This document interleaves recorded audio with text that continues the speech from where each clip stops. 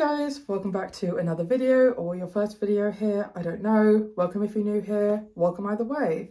So this is going to be my, what month did I get up to? September wrap up. It's now like 5 days till Christmas. I'm very behind in my video filming. I'm currently at my parents' place, so I couldn't exactly bring my entire library with me, so I will be just popping pictures up on the screen. So the way I do these wrap-ups is I go through any books that I decided that I wasn't going to continue with, and then I go from the books I liked the least up to the books I liked the most. And this month was a very oh, there we go, light back on. My light's flickering, don't worry. Very much a all across the spectrum. I think I had books from every single star rating. Starting with DNFs, the first one being an Ally. Now this was a very little book, which was a collection of essays, thought pieces about the concept of being an ally, how to be an ally in certain situations. And for me, I think that I'm very glad that this book exists out in the world. And I think it's a really good thing for people to have in terms of giving someone the language to stand up for others. However, because this is already a topic that I'm very interested in, it wasn't really telling me anything new. And despite it being a very, very short book, I was putting it down just all the time. And I was like, you know what? It's not for me. I don't want to finish this. So I decided to put it down. The next book is a pretty popular one, and that is Freakonomics. So I think that this book was really good, or is really good, at getting people to think about things in a different way. Think about how, if you see a pattern, how there can be other reasons interplaying to make that pattern occur. And that is all great, but the issue I have is that when you are writing a book, I think that the understanding is going to be that whatever you write down is to a certain extent correct, or at least as correct as you can be. And so many things in this book can be very easily disproved as not the case. I just think that if it had been written slightly differently, it would have worked a lot better for me. Like, for example, if it had been upfront about the fact that this might be the case and this is a possibility, then again, I think the outlandish claims it was making was what got people to pick it up. So maybe it wouldn't have been as popular if it did that, but it just didn't work for me. Next we have John's Downright Ridiculous Shooting. So this book I picked up for two reasons, and the first one being the fact that it was labelled as queer.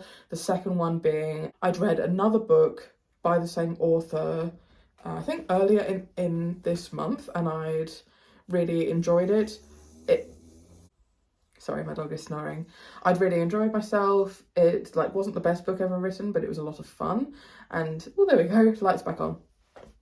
Let's make the most of it. So I'd really enjoyed it, but this one didn't really work for me.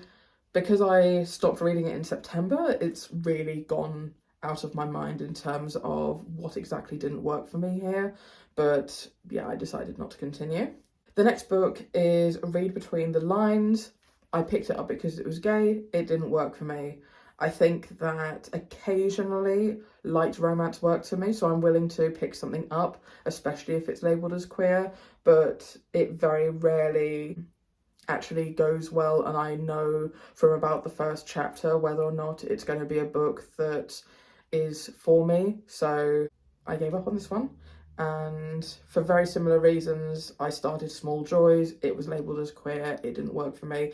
And honestly, with it being a couple of months now, both of these have just poofed out of my brain.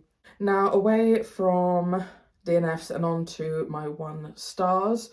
So I re-listened to the My Dad Wrote a Porno podcast season 1 twice over this month. And during this podcast, I really love the podcast. It's the commentary on the book that they're reading is just what makes it for me. But through that, I also listened technically to the book, which is Belinda Blinked. And so I listened to that through twice. And another 1-star is No More Secrets. So with the fact that my cousins have kids, if I'm going to be recommending any kids books to them, I do pick things up just occasionally. Also, I sometimes pick things up if I hear that there's a slight controversy to it, so that I am able to speak on it fully informed. Something I've noticed is that there's these really far right influencers who are coming out with kids books all by this one publisher to try and really ram home a really hateful message, and this is definitely one of them.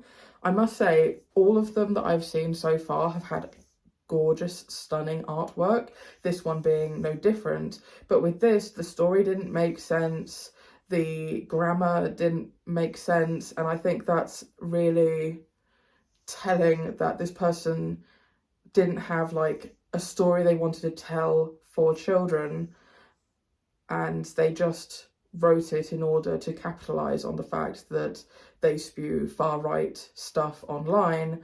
And it was very clear that these books weren't written with children in mind. They were written to sort of appease the adults' horrid views.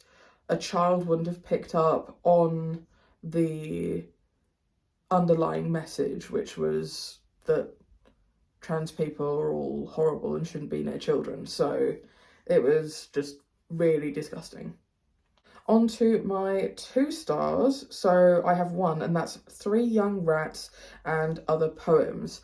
So I honestly didn't recognise this author, but when I started reading them, I realised that this is the author of a lot of the poems that I would have learnt as a kid. For the life of me, I can't quite remember what they are, but really prominent kids' poems. I didn't even know who wrote them. And I gave this a 2 overall because apart from the odd one, which has stuck in the collective consciousness, I guess, and continued to be popular rhymes said to children, all of the other ones I really didn't get on with in any way. So yeah, that didn't particularly work for me. So that was my only 2-star. Now on to 3 stars. First of all is a comic called Luna and Simon, and this is a comic that is supposed to explain a lot about bacteria and the inside of your body to a younger audience, and I think this did a fantastic job of explaining these concepts. It's about, have I been explaining what any of these are about? So going back, Belinda Blinked, the porno book, is about a woman called Belinda. She gets a job in a pots and pans company and decides to sort of sleep her way to the top. And No More Secrets, the children's book, is about a little lamb, and she is getting fed a lot of sweets at school. And what the author intended is that the main character is naughty for keeping this a secret from her parents, but at no point is she told by anyone to keep it a secret from her parents. So the plot doesn't really work there. So with Luna and Simon, we're following these 2 siblings, and they kind of make pretend, and in their make pretend they talk about real things. So they pretend to be bacteria and that sort of thing. Next, again, going back to Belinda Blinked, we have another book in the same universe, and that is the Belinda Blinked Character Rankings. So this is a book written by the same author, Rocky Flintstone, and he goes through every single character in the Belinda Blinked canon and gives some information about them, and also ranks them from like 200 and something down to people's favourites. And this didn't get a 1-star like the others did, because I think that it's not as horrifying as what goes on in the main narratives, but also it wasn't an absolute work of art, hence why I landed on a 3. The next 3-star I have is The Cat Prince and Other Poems.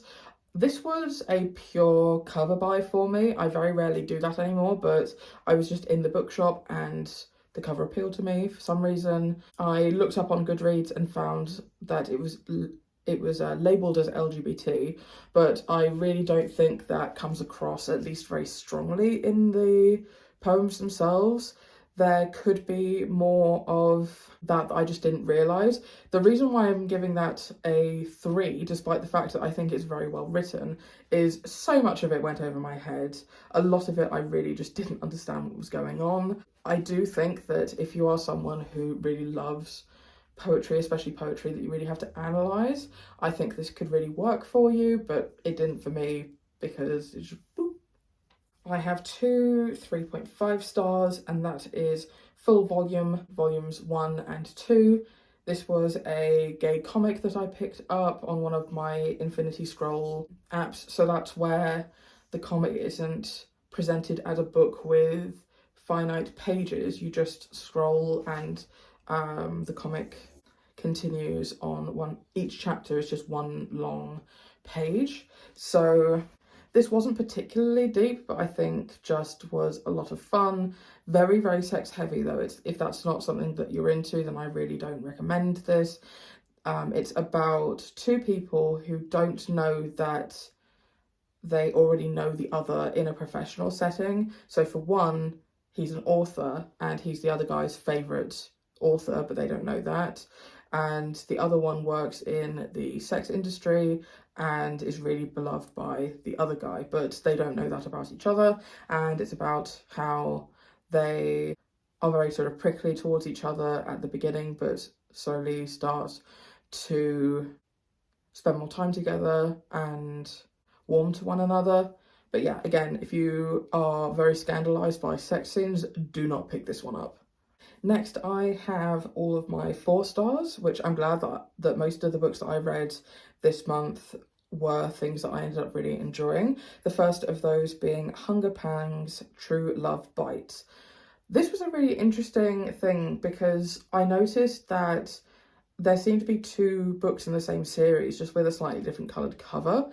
And when I looked a bit more into it, apparently they released 2 of the same book where they had one which was slightly more explicit in its sex scenes and one that kind of faded to black and was a bit more fluffy, and I think that's a really interesting choice. I've never seen that before. So this one follows a number of paranormal races that all sort of interact with each other. There's a lot of conflicts between these races and with humans, and we are following 3 sort of main characters, one who doesn't play as much into it, but we are following a werewolf, a vampire, and I can't remember how they described it, but I think another type of shifter. So the werewolf, having been injured in a past war, ends up working for this vampire as a kind of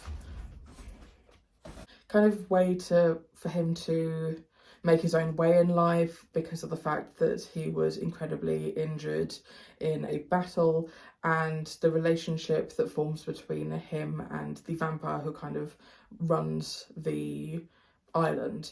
And I thought this had really, like, surprisingly, it had such great commentary on a bunch of different things like PTSD, power dynamics in relationships, being trapped in toxic relationships, polyamory. There were so many things that it talked about really well, and the plot itself was really intriguing as well. I'm very excited to read on.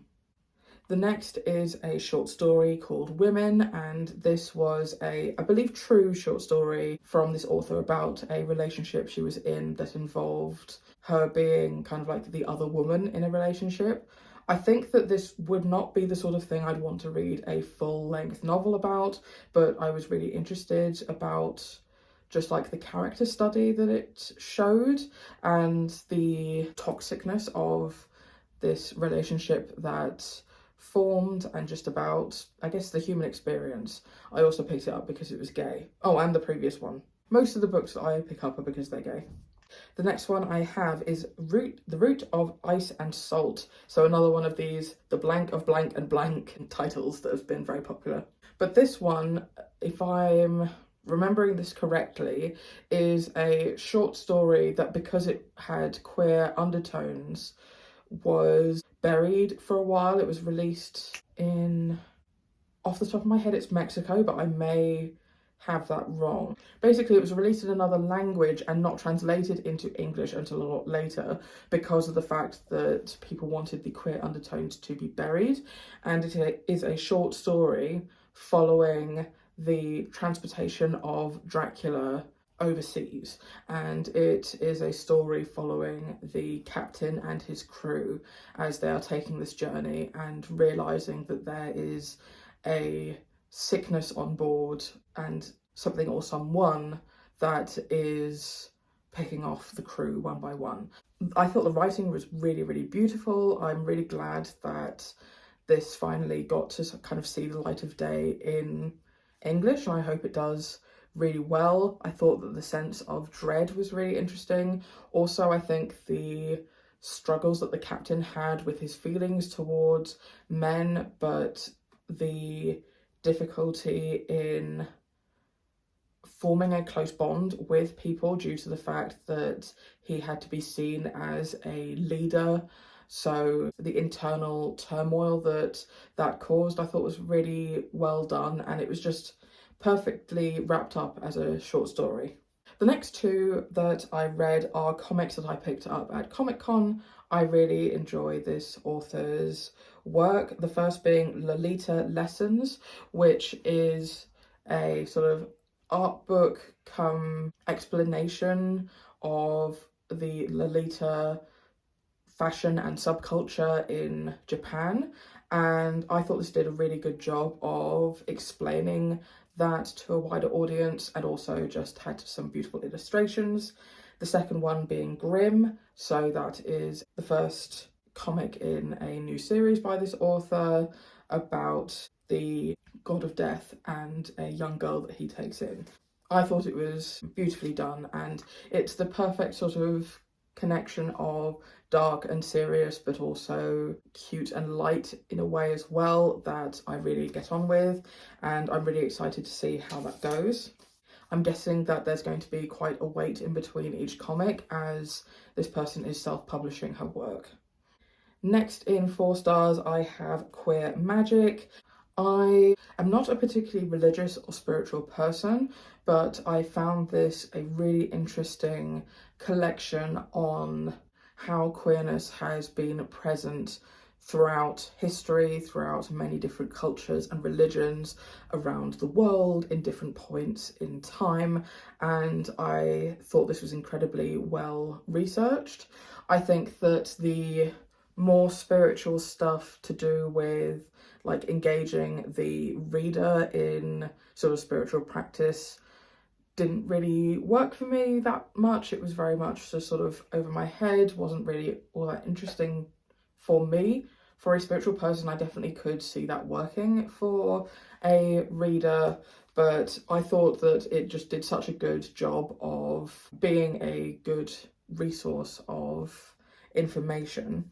And also it made a very interesting point that I've never heard about before, where they were comparing religion to magic, or using magic in sort of interchangeably with words like religious or spiritual kind of practices. And it made me think about the fact that my concept of fantasy magic is very similar to my concept of religion, and talking about prayers and manifestations and chants and specific wording people use and the way that they do so. The specific way that you say a prayer could be construed as sort of a magic spell in a way, and I think that was a really interesting comparison. My next 4-star is The Gentle Noble. Now, I get this title wrong every single time I say it. The Gentle Noble's Vacation Recommendation Volume 4. Hopefully I got all the words in the right configuration there. This comic series is very much a D&D style comic setup, We are following a nobleman who has kind of been displaced from where he's from. We're not really certain how that came about. He ends up in this town, and much to everyone else's surprise, he decides to join the Adventurers Guild and starts going on adventures, and it really sort of starts collecting a group of characters. Now, this book was labelled as LGBT, and I considered it to be LGBT from the vibes, and I was wondering how explicit, not explicit in terms of like sex, but in terms of explicitly saying about the relationship between the characters, how that was going to come about. I did a bit more research into the series because there's not a lot that happens per book, and I was a bit disappointed to find that, I mean, I'll start from the beginning. The author has made it clear that none of these characters are in romantic relationships. It is just having strong male friendship with displays of affection in those cases. And that I totally respect, I think is really important.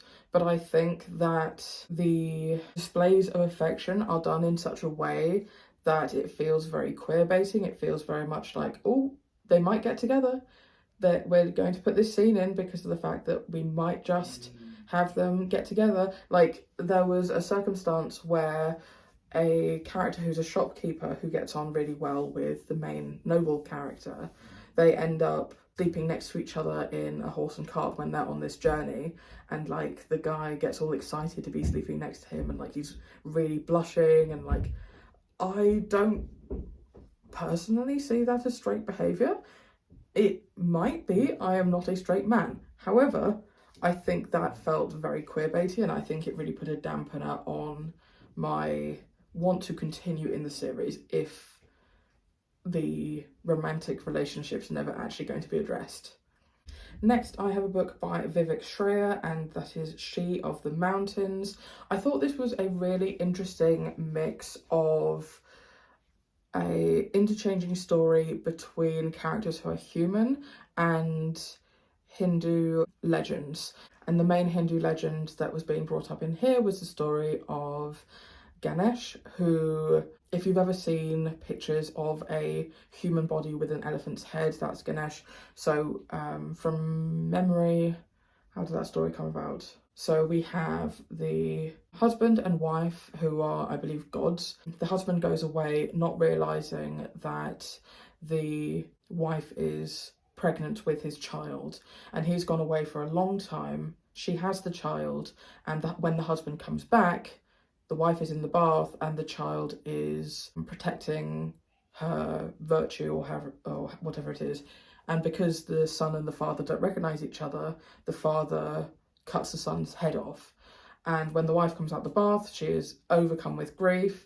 And so to fix the situation, the father decides, okay, I'm going to bring him back to life and I will find him a new head. So the first animal that walks through that gate, his head will now become my son's head. And it was an elephant, and that's how that story goes. And it was just an interesting connection between the two. It felt very fluid and queer as well. I think that Vivek Shraya does an excellent job of bringing religion into her work, and I'd be really interested to see what else she does. I've been filming for half an hour. I swear I'm nearly done. So on to 4.5 stars, I have How I Stole the Princess's White Knight and Turned Him to Villainy. And I read this through twice this month. And this, again, has become another one of my comfort reads that I reread a lot. It follows a very prestigious knight in a medieval-style kingdom. He can't figure out a way on his own to stop one of his princess's orders before it slaughters an entire town. And so he goes to the only one who he can think of that might be powerful enough. And that happens to be a dark wizard. And they end up getting on really well, and It's a really enjoyable read. It's a lot of fun. It doesn't take itself too seriously. Like, it's a very silly read. Also, I think because it was originally released serialized, I think it was about 5 or 6 kind of mini books that then got collated into this one book. Even though there is an overarching arc over the whole story, each episode kind of, it's very episodic. Each chunk kind of has an arc of its own, so it was not a very stressful reading experience either.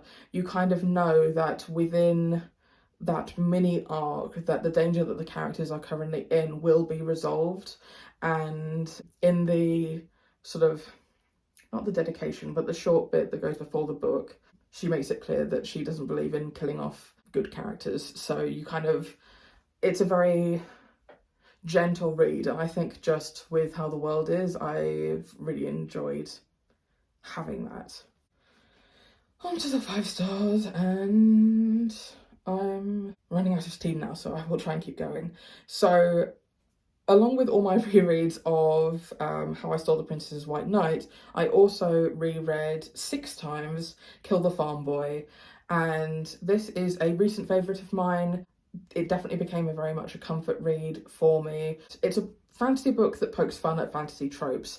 You have a very generic fantasy book set up where you have a farm boy, he is designated the chosen one, he goes off to seek his destiny, and then it sort of branches away, and an accident happens very near to the start of the book, and other characters have to go and try and fix the situation.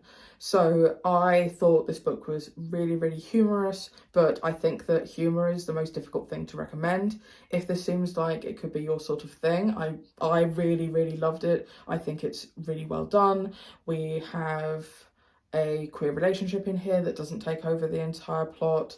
Each character is incredibly well realised, and also with the number of main characters that you have, I feel like we spend enough time with each to make each of them fully distinct and have me invested in all of them as well. So yeah, I really loved it.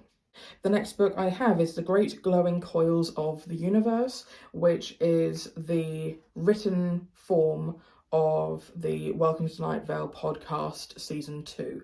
So in this podcast, it follows a fictional town of Night Vale, and essentially everything that is paranormal is normal in this town. So the news is reported on of all of these paranormal events as if they are completely normal. The tone is incredibly unsettling in that way, but it really works for me.